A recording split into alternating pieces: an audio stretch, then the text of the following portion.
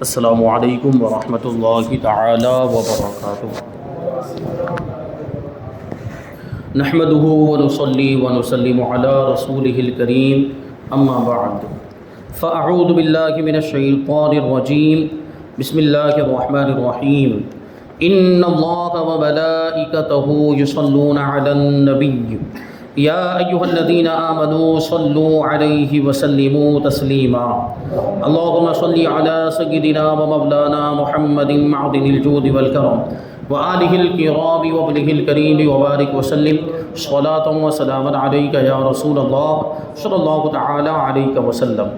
سورہ بقرہ کی آیت نمبر 8 کی تفسیر جاری ہے۔ اس میں منافقین کا ذکر کیا جا رہا ہے کہ لوگوں میں سے کچھ لوگ وہ ہیں جو یہ کہتے ہیں کہ ہم اللہ پر ایمان لائے اور یوم آخرت پر ایمان لائے، جبکہ حقیقت میں وہ ایمان والے نہیں، یعنی اپنے آپ کو مومن ظاہر کرتے ہیں، ایمان والا ظاہر کرتے ہیں، اور دل سے وہ مومن نہیں ہے، ان کے دل میں کفر چھپا ہوا ہے۔ اور منافقین کے تعلق سے کچھ باتیں اس سے پہلے والے درس میں بیان کی گئی، اور مزید کچھ تفصیل منافق کی قسموں کے تعلق سے کہ منافق کن کن طرح کا ہو سکتا ہے۔ کہتے ہیں کہ منافق یہ لفظ نفاق سے بنا ہے، جس کا معنی ہے علیحدہ ہونا، یعنی الگ ہو جانا، چونکہ ان کا دل اور زبان علیحدہ ہے، یعنی منافقین کا دل الگ ہے، زبان الگ ہے، یعنی زبان سے کچھ اور بولتے ہیں، دل میں کچھ اور ہے، تو نفاق کا یہ مطلب ہوا، اور اسی وجہ سے ان کو منافق کہا جاتا ہے۔ اور نفاق کی چند قسمیں ہیں۔ پہلے نمبر پر یہ کہ زبان سے ایمان ظاہر کرے مگر دل میں صاف منکر ہو، یعنی دل میں صاف کافر ہو، دل سے اسلام کو اور اسلام کی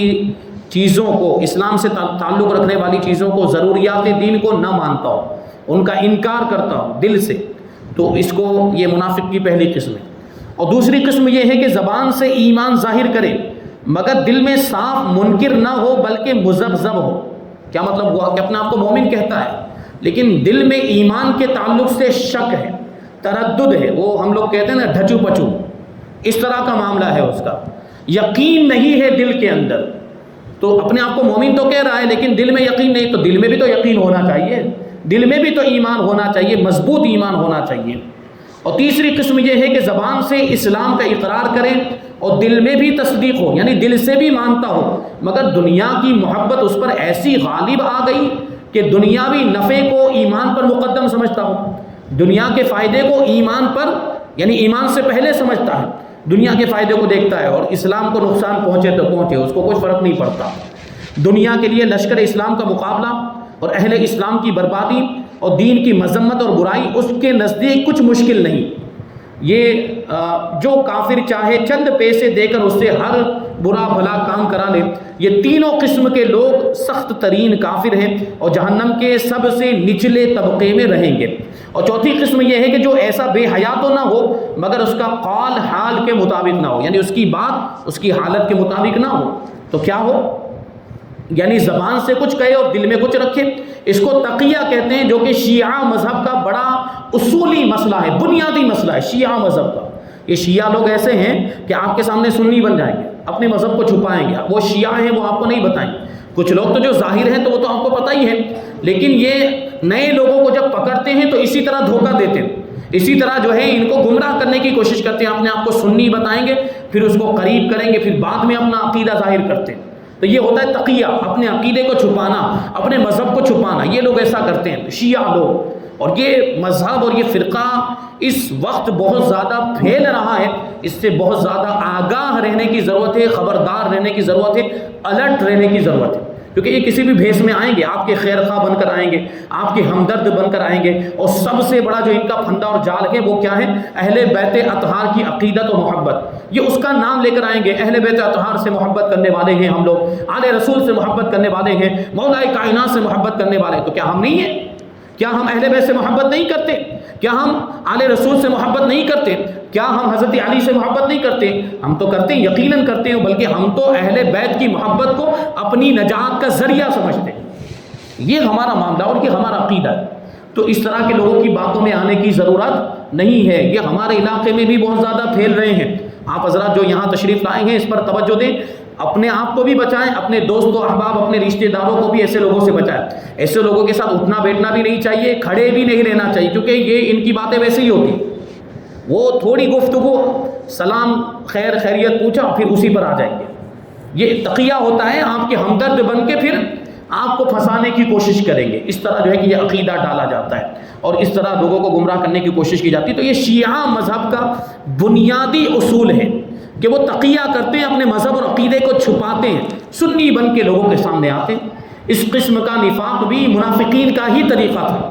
جو صداقت ایمان سے بالکل خالی ہے، کیونکہ کوئی معمولی سمجھدار بھی اس کو اچھا نہیں جانتا، یعنی دل میں کچھ اور ہو، ظاہر کچھ اور کرے۔ حدیث پاک میں بعض گناہوں کو بھی نفاق کہا گیا، جیسے کہ روایتوں میں آیا ہے کہ منافق کی علامتیں چند ہیں: جب بات کرے تو جھوٹ بولے، کسی سے لڑے تو گالیاں بکے، اور وعدہ کرے تو وعدے کو پورا نہ کرے، وعدہ خلافی کرے، اور کسی کی امانت رکھے تو اس امانت میں خیانت کرے۔ یہ ساری چیزیں ان کو منافقین کی علامتیں فرمایا گیا، منافق کی نشانیاں، کیونکہ یہ جو کام ہے وہ کوئی منافق ہی کر سکتا ہے۔ لیکن اس کے باوجود اگر کوئی ایسا کرتا ہو نا، یعنی جھوٹ بولتا ہو، امانت میں خیانت کرتا ہو، دھوکہ دیتا ہو، وعدہ خلافی کرتا ہو، اس کو ہم منافق اعتقادی نہیں کہہ سکتے، یعنی عقیدے والا منافق نہیں کہیں گے، اس کو کیا کہیں گے؟ عملی منافق، یعنی اس کے عمل سے ایسا ظاہر ہوتا ہے، عمل اس کا جو ہے وہ منافق و وعدہ ہے، یہ کہا جائے گا، عملی منافق کہا جائے گا۔ اعتقادی منافق ہم نہیں کہہ سکتے اس زمانے میں کسی کو بھی، کیونکہ عقیدے کا تعلق دل کی کیفیت سے ہوتا ہے، عقیدہ جو ہے وہ دل سے اس کا تعلق ہوتا ہے، تو دل میں اس کے کیا عقیدہ ہے وہ ہمیں تو ایسے پتہ نہیں چلے گا۔ ہم صاحب کرامت تو نہیں کہ دل کی کیفیت کو جان لیں گے، دل کے حالات کو جان لیں گے کہ دل میں نفاق ہے، دل سے بھی مومن ہے کہ نہیں، وہ ہم نہیں، عام لوگ نہیں پتہ لگا سکتے، اس لیے اعتقادی منافق کسی کو نہیں کہا جا سکتا ابھی اس زمانے کے اعتبار سے۔ ہاں وہ عقیدہ اپنا ظاہر کر دے، وہ کہہ دے کہ میرا یہ عقیدہ، اور وہ عقیدہ قرآن و حدیث سے ٹکراتا ہے تو پھر اس کو منافق بھی کہا جائے گا، اس کو کافر بھی کہا جائے گا اگر وہ کفری عقیدہ رکھتا ہے تو۔ ایک فائدہ یہ بتایا۔ اب دوسرا فائدہ اس آیت کریمہ کا ہے کہ اس آیت سے معلوم ہوا کہ جتنے فرقے ایمان کا دعویٰ کریں اور کفر کا اعتقاد رکھیں، یعنی اپنے آپ کو مومن کہتے ہیں لیکن عقیدہ کفری رکھتے ہیں، وہ سب اسلام سے خارج ہے۔ جیسے وہابی، دیوبندی، جماعتی، اہل حدیث، یہ اپنے آپ کو مسلمان کہتے ہیں لیکن عقیدہ کیسا ہے؟ کفری عقیدہ ہے، اس لیے یہ ایمان سے خارج ہے، اسلام سے ان کا کوئی تعلق نہیں، کیونکہ محض دعویٰ کرنے سے ایمان حاصل نہیں ہوتا۔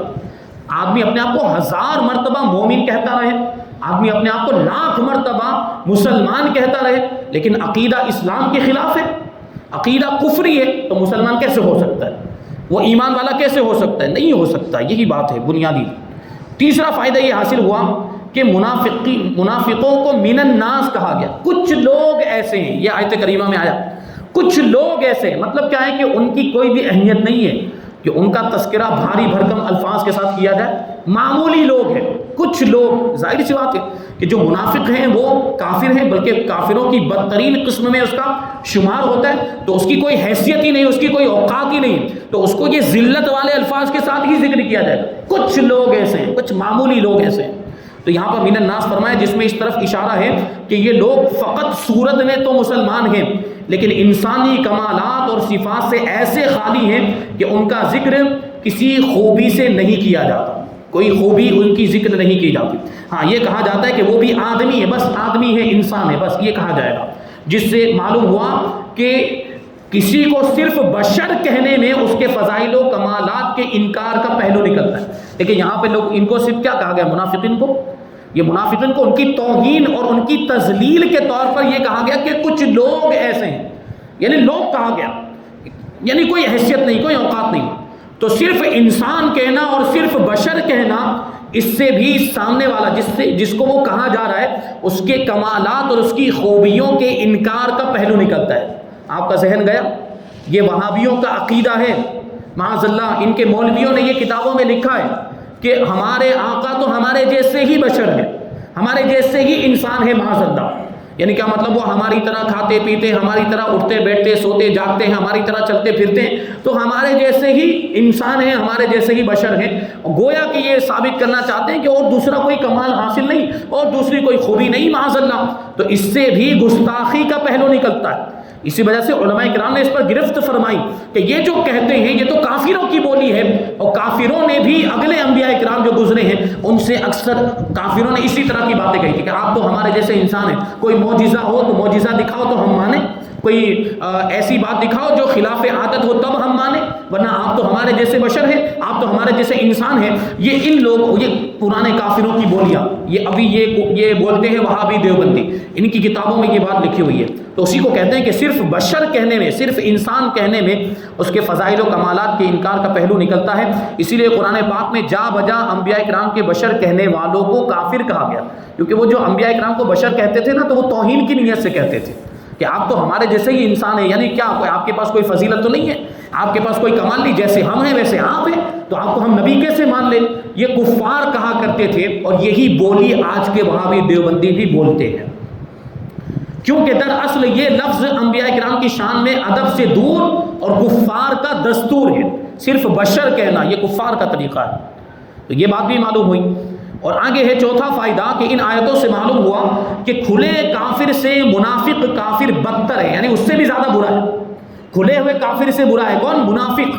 کیونکہ کھلا ہوا کافر تو بالکل ظاہر ہوتا ہے، اس کے بارے میں ہم کو سب پتا ہے کہ یہ کھلا ہوا کافر ہے، یہ اپنے آپ کو کافر کہتا بھی ہے، اپنے آپ کو ظاہر کرتا ہے، لیکن جو چھپا ہوا کافر ہے، جو منافق ہے، وہ اس سے بھی زیادہ برا ہے۔ کیسے برا ہے؟ اس کی چند وجہ ہیں کہ وہ کیوں برا ہے۔ پہلی وجہ یہ ہے کہ کافر تو فقط کافر ہوتا ہے، لیکن منافق کافر بھی ہوتا ہے، دھوکے باز بھی ہوتا ہے، کیونکہ وہ کافر اپنے آپ کو کافر کہہ رہا ہے تو اس میں دھوکہ نہیں، ہم کو پتا چل گیا کہ یہ کافر ہے، لیکن منافق اندر سے کافر ہے، اپنے آپ کو مومن ظاہر کر رہا ہے، مطلب دھوکہ دے رہا ہے، تو کافر بھی ہے اور دھوکے باز بھی ہے، اس وجہ سے اور برا ہے۔ اور دوسری وجہ یہ ہے کہ کافر گویا مرد ہے مگر منافق خنثی ہے۔ خنثی مطلب مرد اور عورت کے بیچ میں، مرد اور عورت، جو نہ مرد ہو نہ عورت ہو، اس کو کیا کہا جاتا ہے؟ ہماری عام زبان میں ہجڑا کہا جاتا ہے۔ تو ان لوگوں کا حال یہ ہے کہ اپنے آپ کو مومن ظاہر کرتے ہیں، اندر سے کافر، گویا کہ دونوں کے بیچ میں ہے، نہ مومن ہے نہ کافر ہے، اندر سے ایمان تو نہیں ہے، کافر ہے، لیکن ان کی حیثیت پھر اس کی طرح ہے، تیسری جنس کی، تیسرے جینڈر کی طرح ہیں یہ لوگ، یہ ان کی بہت ہی سخت برائی ہے۔ اور تیسرے نمبر پر یہ ہے، تیسری وجہ یہ ہے کہ کافر تو فقط کافر ہے مگر منافق کافر بھی ہے اور جھوٹا بھی ہے، جھوٹ بولتا ہے، اپنے آپ کو مومن کہتا ہے جبکہ وہ مومن نہیں ہے۔ اور چوتھی وجہ یہ ہے کہ کافر تو محض کافر ہے مگر منافق کافر بھی ہے اور اسلام کا مذاق اڑانے والا بھی ہے، کیونکہ اندر سے کافر اپنے آپ کو مومن کہہ کے وہ اسلام کا مذاق اڑاتے ہیں، ایمان والوں کا بھی مذاق اڑاتے ہیں۔ اب یہ آگے آپ آیتوں میں دیکھیں گے کہ ان لوگوں کا طریقہ کیا تھا۔ جب یہ ایمان والوں کے پاس آتے تھے تو یہ کہتے تھے کہ ہم بھی ایمان والے ہیں، لیکن جب وہ کافروں کے پاس جاتے تھے، اپنے شیاطین کے پاس یعنی کافر سرداروں کے پاس جاتے تھے تو کہتے تھے کہ ہم تو تمہارے ساتھ ہیں۔ دین کے معاملے میں کافروں سے یہ منافقین کہتے تھے کہ ہم تو تمہارے ساتھ ہیں، ہم تو بس وہ ایمان والوں کا مذاق اڑاتے ہیں، استہزاء کرتے ہیں، ہم تو ایمان والوں کا مذاق اڑاتے ہیں، تو یہ اسلام کا مذاق اڑاتے تھے اس طریقے سے، تو اور زیادہ برے ہوئے۔ یہ بات یہاں پر بیان کی گئی۔ اور یہ جو یہ کہا گیا نا کہ دھوکے باز ہیں، دھوکہ دیتے، تو اس کا ذکر آنے والی آیت کریمہ آیت نمبر 9 میں اللہ تبارک و تعالی ارشاد فرماتا ہے یخادعون اللہ والذین آمنوا وما یخدعون الا انفسهم وما یشعرون، کہ یہ لوگ اللہ اور ایمان والوں کو دھوکہ دینا چاہتے ہیں اور حقیقت میں دھوکہ نہیں دیتے مگر اپنے آپ کو، اپنی جانوں کو، اور ان کو اس بات کا شعور بھی نہیں کہ وہ اپنے آپ ہی کو دھوکہ دے رہے ہیں۔ یہ منافقین، ان کا جو طریقہ ہے جو میں نے ابھی بتایا کہ ایمان والوں کے پاس آتے تو اپنے آپ کو مومن کہتے اور کافروں کے پاس جاتے تو کہتے کہ ہم تو تمہارے ساتھ ہیں، اس طرح سے یہ ایمان والوں کو بھی دھوکہ دینے کی کوشش کرتے تھے اور معاذ اللہ اللہ تبارک و تعالیٰ کو بھی دھوکہ دینے کی کوشش کرتے تھے، جبکہ اللہ تبارک و تعالیٰ کو کوئی دھوکہ دے ہی نہیں سکتا۔ اللہ دھوکہ کھانے سے پاک ہے، اس کو کوئی دھوکہ دے اس سے اللہ تبارک و تعالیٰ پاک ہے۔ آدمی اپنے گمان میں سوچے کہ میں اللہ کو دھوکہ دے رہا ہوں، لیکن اللہ تبارک و تعالیٰ کو کوئی دھوکہ دے نہیں سکتا ہے، وہ اپنے گمان میں جھوٹا ہے، غلط ہے، وہ خود اپنے آپ ہی کو دھوکہ دے رہا ہوتا ہے، جیسے کہ ان کا حال تھا۔ اب یہاں پر جو لفظ آیا ہے یہ ہے یخادعون، اس کے بارے میں کہتے ہیں کہ یہ خدع سے بنا ہے، اس کا لغوی معنی ہوتا ہے چھپانا، اس لیے کہ اسی وجہ سے خزانے کو بھی مخدع کہتے ہیں، کیونکہ خزانے میں بھی روپیہ پیسہ اور سونا چاندی وغیرہ چھپایا جاتا ہے، اور گردن کی چھپی ہوئی رگوں کو بھی اخدعین کہتے ہیں، چھپی ہوئی نظر نہیں آتی، وہ اخدعین میں بھی خدع کا لفظ آیا ہے، خدع کا مادہ پایا جاتا ہے، اور اصطلاح میں خدع کا معنی ہے دھوکہ دینا، یعنی برائی کو دل میں چھپا کر اچھائی ظاہر کرنا، یہ بہت بڑا دھوکہ ہے۔ اللہ تبارک و تعالیٰ، اس سے مراد یا تو اللہ تبارک و تعالیٰ کی ذات ہے تو یخدعون کے معنی ہوں گے کہ دھوکہ دینے کی کوشش کرتے ہیں لیکن اللہ تبارک و تعالیٰ کو کوئی دھوکہ نہیں دے سکتا. یا اللہ سے مراد رسول اللہ صلی اللہ علیہ وسلم ہے، کیونکہ بہت سی جگہ پر اللہ تبارک و تعالیٰ سے رسول اللہ صلی اللہ علیہ وسلم مراد ہوتے ہیں، اللہ سے یعنی کلمہ جلالت سے رسول پاک صلی اللہ علیہ وسلم مراد ہوتے ہیں، تاکہ لوگوں کو آپ کی عظمت کا پتہ چلے کہ حضور پاک صلی اللہ علیہ وسلم کا بارگاہ الہی میں وہ درجہ ہے کہ ان کی اطاعت رب کی اطاعت ہے، ان کی فرما برداری اللہ کی فرما برداری ہے، اور ان کی مخالفت اللہ تبارک و تعالیٰ کی مخالفت ہے، اور ان کی نافرمانی اللہ تبارک و تعالیٰ کی نافرمانی ہے. اور رسول پاک صلی اللہ علیہ وسلم کو دھوکہ دینا یہ اللہ کو دھوکہ دینا ہے. قرآن کریم میں ایک جگہ اللہ تبارک و تعالیٰ ارشاد فرماتا ہے کہ اے محبوب جو آپ سے بیعت کر رہے ہیں، یعنی آپ کے ہاتھ پر ہاتھ رکھ کے جو بیعت کر رہے ہیں وہ اللہ سے بیعت کرتے ہیں، کیونکہ اللہ کا دست قدرت ان کے ہاتھوں پر ہے، یعنی اللہ کی مدد ان کے ساتھ ان کے شامل ہے، ان کی مدد اللہ کی مدد جو ہے ان کے شامل حال ہے. ایک جگہ اللہ ارشاد فرماتا ہے کہ کنکریاں آپ نے نہیں پھینکی بلکہ اللہ تبارک و تعالیٰ نے پھینکی. کنکریاں پھینکی تھی جو کفار کی طرف کس نے پھینکی تھی؟ رسول پاک صلی اللہ علیہ وسلم نے کنکریاں پھینکی تھی، لیکن اس کو اللہ تبارک و تعالیٰ کیا فرماتا ہے؟ وَمَا رَمَيْتَ إِذْ رَمَيْتَ وَلَكِنَّ اللَّهَ رَمَى، کہ جب آپ نے وہ کنکریاں پھینکی تو آپ نے نہیں پھینکی بلکہ وہ اللہ نے پھینکی. یعنی حضور کے پھینکنے کو، کنکریاں پھینکنے کو اللہ تبارک و تعالیٰ اپنا پھینکنا بتا رہا ہے. یہ حضور پاک صلی اللہ علیہ وسلم سے اللہ تبارک و تعالیٰ کی محبت. حضور پاک صلی اللہ علیہ وسلم ایسے اللہ تبارک و تعالیٰ کے محبوب ہیں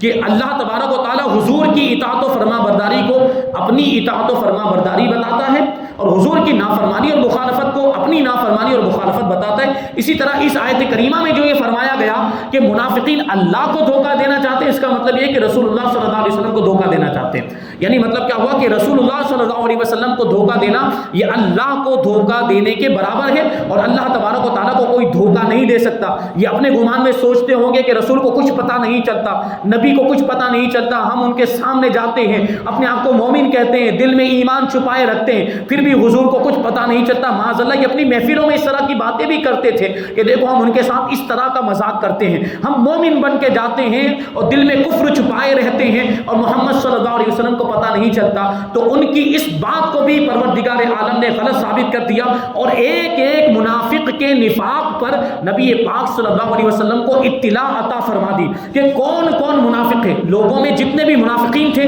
نبی پاک صلی اللہ علیہ وسلم کو ان کے ناموں کے ساتھ اللہ تبارک و تعالیٰ نے ان کی اطلاع عطا فرما دی. اسی وجہ سے ایک مرتبہ مسجد نبوی میں کھڑے ہو کر اللہ کے نبی صلی اللہ علیہ وسلم نے ایک ایک منافق کا نام لے لے کر مسجد نبوی سے نکالا. ارشاد فرمایا کہ یا فلاں ابن فلاں اخرج فإنک منافق، کہ اے فلاں ابن فلاں ہماری مسجد سے نکل جا کیونکہ تو منافق ہے، تیرا اسلام سے کوئی لینا دینا نہیں ہے، تو ہمارا نہیں ہے، تو غیر ہے، ہمارا دشمن ہے. اس طریقے سے نبی پاک صلی اللہ علیہ وسلم نے جو سارے منافقین مسجد نبوی میں آ گئے تھے ایک ایک کا نام لے لے کر حضور نے نکالا. کہ حضور پاک صلی اللہ علیہ وسلم کی شان ہے کہ آپ جو ہے وہ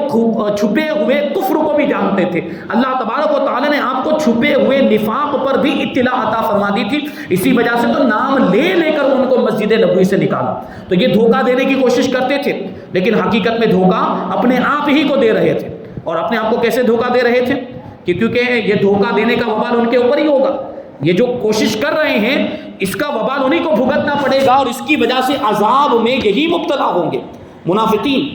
تو دیکھیں یہاں پر انفسہم کا لفظ آیا ہے. انفس یہ نفس کی جمع ہے، اور نفس کا معنی ہے ذات، روح اور دل، اور دل سے تعلق رکھنے والی چیزیں یعنی خون اور پانی وغیرہ. یہاں پہلے معنی مراد ہے یعنی ذات مراد ہے، یعنی وہ دھوکہ نہیں دیتے مگر اپنی ذاتوں کو، یعنی اپنے آپ ہی کو وہ دھوکہ دیتے. منافقین اپنے آپ ہی کو دھوکہ دے رہے ہیں، کیونکہ جو شخص اعلیٰ چیز کو چھوڑ کر ادنا چیز اختیار کرے اور پھر اپنے آپ کو کامیاب سمجھے وہ بہت بڑا بے وقوف ہوتا ہے. بھائی اعلیٰ چیز، اونچے مقام والی چیز، اونچی چیز، اچھی چیز کو چھوڑ کر کوئی گھٹیا چیز اختیار کرے اور پھر اس پر اپنے آپ کو کامیاب سمجھے کہ میں کامیاب ہو گیا، تو اس سے بڑا بے وقوف کون ہو سکتا ہے؟ تو یہ منافقین کا بھی یہی حال ہے کہ ایمان جیسی اعلیٰ چیز کو چھوڑ کر ان لوگوں نے کفر اختیار کیا، اپنے دل میں کفر کو چھپائے رکھا اور اس پر اپنے آپ کو کامیاب سمجھتے. تو ان سے بڑا بیوقوف کون ہو سکتا ہے؟ منافقین نے دین کو چھوڑ کر دنیا اختیار کی اور اس پر خوش ہوئے، لیکن دنیا بھی ہاتھ نہیں آئی بلکہ رسوائی اور ذلت نصیب ہوئی. تو اپنے آپ ہی کو تو دھوکہ دیا ان لوگوں نے کہ جس دنیا کے لیے ایمان چھوڑا، جس دنیا کے لیے ان لوگوں نے کفر کو اختیار کیا وہ دنیا بھی ان کے ہاتھ نہیں آئی. دیکھیں نکالا گیا ان کو مسجد سے، ذلیل کیا گیا تو دنیا بھی ہاتھ نہیں آئی، ذلت اور رسوائی کا سامنا کرنا پڑا. لیکن دیکھیں صحابہ کرام نے فانی دنیا اور اس کی نعمتوں کو لات مار دی اور اللہ اور رسول صلی اللہ علیہ وسلم کو اختیار کیا، حضور کی اطاعت کی اور رسول اللہ صلی اللہ علیہ وسلم کو نبی مانا، حضور کے دامن سے وابستہ ہو گئے تو دنیا بھی لونڈی بن کر ان کے قدموں میں آ گری. صحابہ کرام کیا مطلب ہوا کہ دنیا کو چھوڑ کر رسول کے قدموں سے وابستہ ہو گئے تو آخرت تو سنور ہی گئی، دنیا بھی ان کے قدموں میں آ گئی. یہ دیکھا آپ نے فاروق اعظم کے دور میں، فاروق اعظم رضی اللہ تعالیٰ عنہ کے دور میں کتنے دور دور تک اسلامی حکومت پہنچ گئی اور قیصر و کسریٰ بھی فتح ہو گئے جو اس زمانے میں سپر پاور مانے جاتے تھے. قیصر و کسریٰ، روم کے بادشاہ کا لقب ہوا کرتا تھا قیصر اور ایران کے بادشاہ، فارس کے بادشاہ کا لقب ہوا کرتا تھا کسریٰ. یہ دو حکومتیں تھیں جو اس زمانے میں سپر پاور، جیسے ابھی اس زمانے میں امریکہ جو ہے وہ سپر پاور مانا جاتا ہے اور اس کے ایک درجہ نیچے روس کی طاقت مانی جاتی ہیں، تو یہ دونوں سپر پاور ہیں. اسی طریقے سے اس زمانے میں کسریٰ اور قیصر یہ سپر پاور ہوا کرتے تھے، لیکن فاروق اعظم رضی اللہ تعالیٰ عنہ نے ان دونوں کو بھی شکست دے دی، وہ بھی ہار گئے اور قیصر بھی فتح ہو گیا، کسریٰ بھی فتح ہو گیا، ملک فارس بھی فتح ہو گیا اور روم بھی فتح ہو گیا اور ان کے خزانے حضرت فاروق اعظم رضی اللہ تعالیٰ عنہ کے اور صحابہ کرام کے قدموں میں لائے گئے. دیکھیے کہ دنیا آ گئی کہ نہیں، دین کو ترجیح دی انہوں نے اور نبی پاک صلی اللہ علیہ وسلم کے قدموں سے وابستہ ہوئے تو دنیا بھاگ کر آئی ان کے پیچھے. یہی وجہ ہے ہمیں دنیا کے پیچھے نہیں بھاگنا چاہیے. ہم جتنا دنیا کے پیچھے بھاگیں گے دنیا ہم سے اور دور ہوتی چلی جائے گی اور دنیا کے چکر میں ہم اپنے دین سے دور ہو جاتے ہیں، ہم غافل ہو جاتے ہیں، عبادتوں سے غافل ہو جاتے ہیں. ہمیں دنیا کے پیچھے نہیں بھاگنا چاہیے، ہمیں دین پر عمل کرنا چاہیے، دین کی طرف آنا چاہیے، دین کی طرف مائل ہونا چاہیے تو دنیا خود بخود ہمارے قدموں میں آئے گی. یہ آپ کر کے دیکھ لیں یا آپ تجربہ کریں، ایکسپیرینس کر کے دیکھ لیں تو آپ کا ایکسپیرینس اور آپ کا تجربہ اسی نتیجے پر پہنچے گا کہ دنیا سے دور بھاگو تو دنیا خود بخود ہمارے پیچھے آتی، جیسا کہ صحابہ کرام رضوان اللہ تعالی علیہم اجمعین کے ساتھ ہوا. در حقیقت یہی لوگ کامیاب ہیں. کون؟ دین کو ترجیح دینے والے، ایمان کو ترجیح دینے والے ہی کامیاب ہیں. اب اس میں جو وما یشعرون کا جو لفظ آیا کہ ان کو شعور بھی نہیں، یعنی وہ اللہ کو، رسول اللہ صلی اللہ علیہ وسلم کو اور ایمان والوں کو دھوکہ دینا چاہتے ہیں، دھوکہ دینے کی کوشش کرتے ہیں اور حقیقت میں اپنے آپ ہی کو دھوکہ دے رہے ہیں. اس کا ان کو شعور نہیں کہ وہ اپنے آپ کو دھوکہ دے رہے ہیں تو کیسے دے رہے ہیں، یہ نہیں جانتے وہ لوگ. اگر جانتے ہوتے تو یہ کام کرتے ہی نہیں. تو بہرحال یہ کچھ باتیں اور ہیں، انشاءاللہ تبارک و تعالیٰ اس کو ہم آئندہ درس میں شامل کریں گے. اللہ تبارک و تعالیٰ کی بارگاہ میں دعا ہے کہ جو کچھ بھی بیان ہوا اس پر ہم سب کو عمل کرنے کی توفیق عطا فرمائے اور نور قرآن سے ہم سب کے دلوں کو روشن اور منور فرمائے. وما علینا الا البلاغ.